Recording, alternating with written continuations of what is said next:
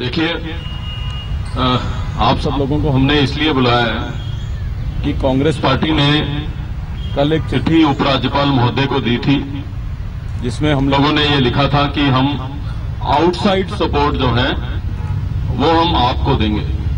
Outside support का मतलब होता है कि हमारा कोई टाई अप भी नहीं होगा और हम अपना समर्थन देंगे। आज आपके जो लीडर हैं केजरीवाल जी, उन्होंने एलजी साहब के घर से बाहर निकल के जो चिट्ठी का जिक्र किया ऑनरेबल कांग्रेस प्रेसिडेंट को लिखने का और बीजेपी के प्रेसिडेंट को लिखने का कि हमारी ये शर्तें हैं, बहुत अजीबोगरीब स्थिति है। मैं समझ सकता हूं कि हमारे ये साथी अभी नए राजनीति में आए हैं तो कुछ ज्ञान की कमी हो सकती है, वो मैं समझ सकता हूं, लेकिन मैं उनसे कृपया यह अनुरोध करना चाहता हूं, आप लोगों के माध्यम से दिल्ली के लोगों को भी बताना चाहता हूं कि प्रशासन में दो तरीके के काम होते हैं। एक होता है विधायिक कार्य, एक होता है प्रशासनिक कार्य।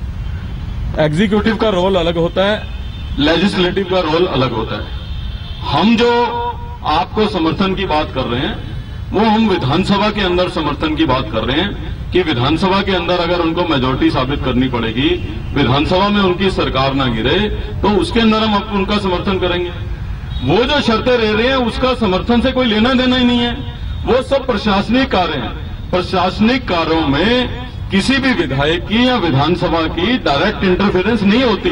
माननीय केजरीवाल साहब को ये बात समझनी चाहिए। अब वो कह रहे हैं कि वो बिजली सस्ती करना चाहते हैं तो करो, उसमें विधानसभा का क्या रोल है?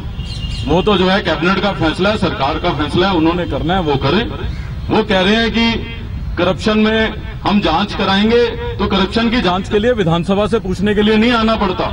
करप्शन की जांच जो है कोई भी मंत्री या चीफ मिनिस्टर सीधा फाइल पे ऑर्डर कर सकता है, उसको किसी से पूछने की जरूरत नहीं है। तो हमारी सहमति या ना सहमति की क्या बात है? और ये तो नॉर्मल रूटीन है, अगर किसी ने कुछ गड़बड़ की है और करप्ट है तो उसके खिलाफ कार्रवाई होनी चाहिए। ये जो भी चीफ मिनिस्टर या मिनिस्टर बनता है, जब वो ओथ लेता है तो ओथ में इस बात का प्रॉमिस करता है कि वो कॉन्स्टिट्यूशन से चलेगा। तो हमसे क्या पूछ रहे हो भाई? हमारे हाँ या ना करने से क्या होता है? और उसके लिए आपको विधानसभा आने की जरूरत नहीं है कि हम समर्थन करेंगे कि नहीं करेंगे, हमारे समर्थन की जरूरत ही नहीं है, वो एडमिनिस्ट्रेटिव डिसीजन है। फिर आप कह रहे हैं कि जो है पानी का हम कम करेंगे, तो करो भाई, मुख्यमंत्री जल बोर्ड का चेयरमैन होता है, विधानसभा में तो पूछने की भी जरूरत नहीं है। तो फिर विधानसभा हमसे क्यों पूछ रहे हो कि हम समर्थन देंगे कि नहीं? हम जो समर्थन देंगे हम रोजमर्रा के काम में नहीं करेंगे। अब कल को आप ये कहो कि हम बिजली सस्ती कर रहे हैं, हम पानी दे रहे हैं और इसके लिए पैसा भी जो है आप ही अरेंज करके दोगे, तो हम थोड़ा ना अरेंज करेंगे, वो तो जो सरकार चला रहे हैं उन्हीं को अरेंज करना पड़ेगा। अब आप अगर पैसा अरेंज कर लेते तो ये सब करिए, नहीं अरेंज कर पाते तो ये सब मत करिए। आपने वायदे करने से पहले क्या हमसे पूछा था क्या? जो अब आप हमसे पूछ रहे हो, आप समर्थन का मतलब कृपया मैं आपको कहना चाहता हूं कि लोकतांत्रिक एक आप लोगों ने तो बहुत पैसे वाले लोग हैं, ये इन्होंने बहुत लोग हायर किए हुए हैं। तो जब आपने मीडिया वाले हायर किए हुए हैं, आपने आईटी स्पेशलिस्ट सोशल मीडिया के लिए हायर किए हैं, तो कृपया करके एक कोई रिटायर्ड अफसर भी, अधिकारी भी हायर कर लीजिए जो आपको विधायिक प्रक्रिया तो समझा दे कि गवर्नेंस का मॉडल कैसे चलता है, कैसे क्या होता है। तो उसके बाद पत्र लिखिए। और अरुण जी ने ठीक कहा कि आप जो है दिल्ली गवर्नमेंट के लिए चुने गए हो। आप जो है कल को जो है कहो कि अमेरिका की ये प्रॉब्लम भी मैं ही दूर करूंगा, तो वो तो नहीं हो पाएगा। आप दिल्ली के लिए आपको मैंडेट मिला है, जो दिल्ली सरकार के कॉम्पिटेंस में चीजें हैं उनको आप करिए, कौन रोक रहा है आपको? और आप सरकार में कॉम्पिटेंट है, कोई बिल है तो वो मैं थोड़ा ना बना सकता हूं, ना हम बना सकते हैं ना बीजेपी बना सकते हैं। जो भी सरकार में होगा वो अपने लॉ डिपार्टमेंट के साथ कंसल्ट करके, अपने ऑफिसर्स के साथ कंसल्ट करके और सारी फॉर्मेलिटी पूरी करने के बाद एज अ सरकार जो भी आप बिल लेके आएंगे विधानसभा में वो गवर्नमेंट बिल होगा और उसके ऊपर जो है जहां समर्थन की जरूरत होगी हमको लगेगा। अब ये तो नहीं हो सकता ना, आप चुनाव जीत के आए हो करप्शन के खिलाफ और आप करप्शन करो और उम्मीद करो कि हम उस पर सपोर्ट करेंगे। आप करप्शन नहीं करोगे। हम आपको सपोर्ट इसलिए दे रहे हैं कि हमको ये लगता है कि जो वायदे आपने लोगों को किए, दिल्ली के लोगों ने आपको मैंडेट उन वादों के हिसाब से दिया। हमको लगा है कि दिल्ली के लोगों को उम्मीद है कि जो आपने वायदे किए वो पूरे किए, तो हम तो आपको इसलिए समर्थन दे रहे हैं कि आपने जो भी दिल्ली, क्योंकि हम किसी भी पार्टी के लिए उसका मैनिफेस्टो जो है वो कुरान और गीता से कम जो है पूजनीय नहीं होता, चाहे वो कोई भी पार्टी हो, चाहे वो कांग्रेस हो, चाहे वो बीजेपी हो। तो हम तो केवल इतना कह रहे हैं कि हम आपको आउटसाइड सपोर्ट दे रहे हैं, हमारा आपका कोई टाई अप भी नहीं है। और जो आप शर्तें कह रहे हो, आप कह रहे हो स्कूल और बनाओ भैया, किसने मना किया? स्कूल, अब मैं शिक्षा मंत्री रहा हूं कि मुझे कहीं स्कूल खोलना है तो मैं पहले विधानसभा में बीजेपी से पूछने थोड़ा ना जाता था या अपने एमएलए से पूछने थोड़ा ना जाता था कि मैं स्कूल खोलूंगा कि नहीं खोलूंगा। ये तो प्रशासनिक डिसीजन है, आप लोग, आपको पूछने की जरूरत ही नहीं, विधानसभा में आने की जरूरत नहीं। दूसरा, एक बहुत गलतफहमी फैलाई गई आ रही है कि हम लोग ये सोचते हैं कि ये अपना समर्थन वापस ना ले लें, ये ना ले लें। विधानसभा की एक प्रक्रिया है, अगर हमने एक बार किसी को समर्थन दे दिया तो 6 महीने तक नो कॉन्फिडेंस मोशन नहीं आ सकता है विधानसभा के अंदर। जब 6 महीने तक नो कॉन्फिडेंस नहीं आ सकता, आपने तो जनाब अपने मैनिफेस्टो में लिखा हुआ है कि 1 महीने में ये करेंगे, 2 महीने में ये करेंगे, 3 महीने में ये करेंगे, 6 महीने तक तो आप सारे वादे पूरे कर देंगे। जब आप सारे वादे पूरे कर देंगे तो हमारा क्या दिमाग खराब है कि हम आपसे समर्थन वापस लेंगे? लोग तो हमारा और बुरा हाल कर देंगे। तो आपको जब लोगों ने चुन के भेजा तो इसलिए कृपया करके मेरी आपसे अनुरोध है कि लोगों को गुमराह मत करिए, लोगों को बेवकूफ मत बनाइए, अपनी जिम्मेवारी से मत बचिए। कृपया आगे आइए और सरकार बनाइए और लोगों का भला करिए।